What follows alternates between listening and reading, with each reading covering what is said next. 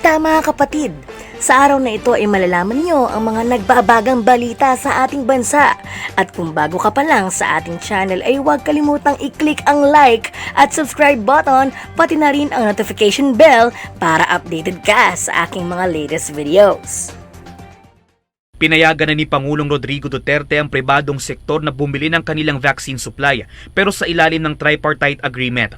Nagbabala rin siya sa mga kumpanyang magpapasok ng peking bakuna. Ito warning lang ito ha. Huwag ninyo akong pilitin. Huwag kayong magkamali dito. Hirap na ang Pilipino tapos dagdagan mo ng ganitong pamaraan ng hanap buhay.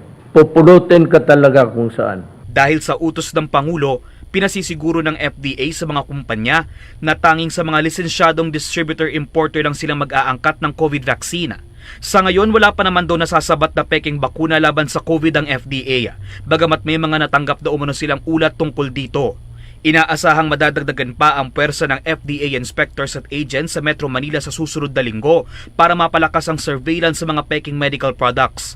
Batay sa tala ng ahensya, 4 na bakuna pa lang ang nabibigyan ng emergency use authorization sa Pilipinas.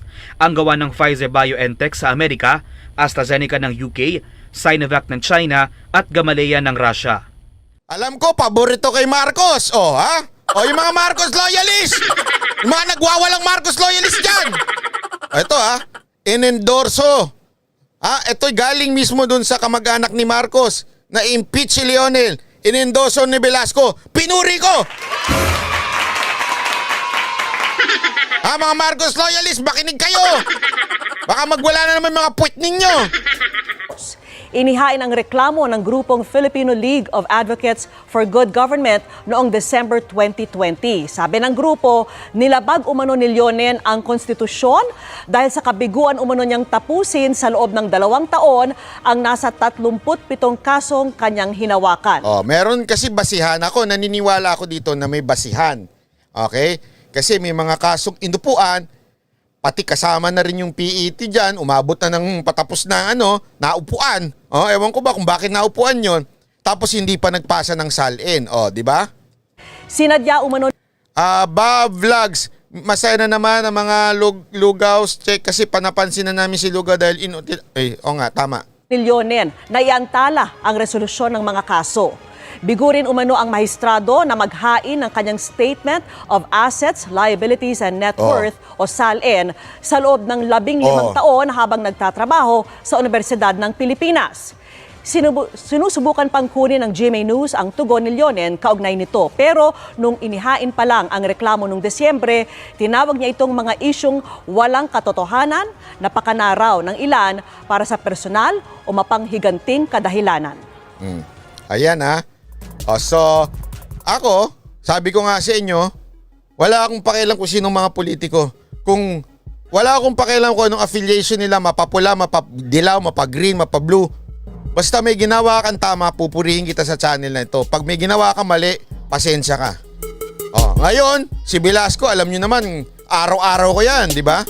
Pero ito, pinupuri ko siya. Salamat, Velasco. Speaker Velasco, salamat dito sa ginawa mo, Palakpakan. Dire-diretso mo lang yan. Naku po, maganda yan, diretso mo lang. So, i-shoot mo na sa banga yan, I-shoot mo na sa banga. Okay?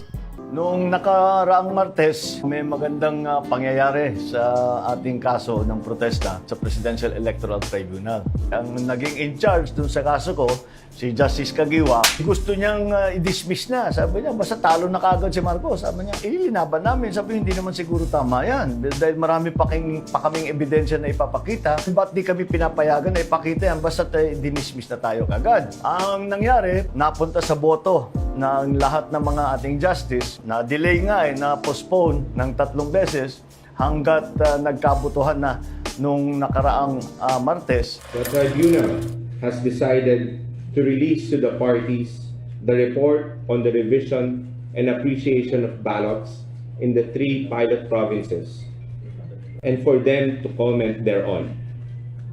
The tribunal likewise required the parties to submit a memoranda on the various issues relating to the jurisdiction and other matters on the third cause of action of the case, which is the annulment of election results for Vice President in the provinces of Lanao del Sur, Basilan, and Maguindanao within a period of 20 days from receipt of the notice. Karamihan naman ng mga justice ay pumanig sa atin. 11 to ang naging boto na hindi dapat i-dismiss yung kaso. Kaya nagpapasalamat tayo sa mga justice at nakita naman nila na ito yung tamang gagawin. At hindi lamang sa dikit-dikit na pagboto.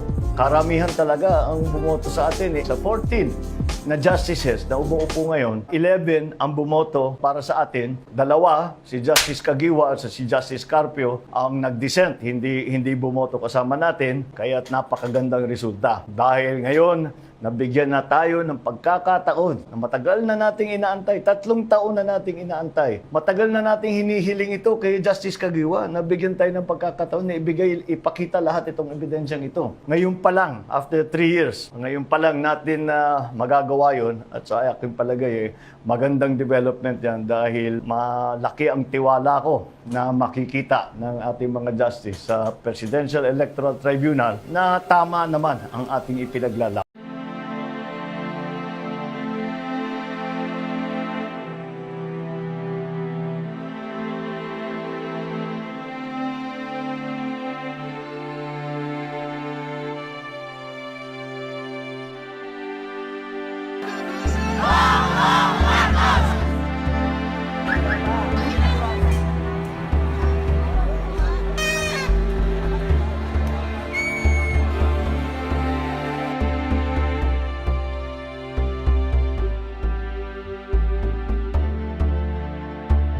Diyan na nga nagtatapos ang video natin sa araw na ito.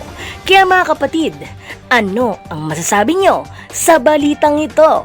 Comment down below.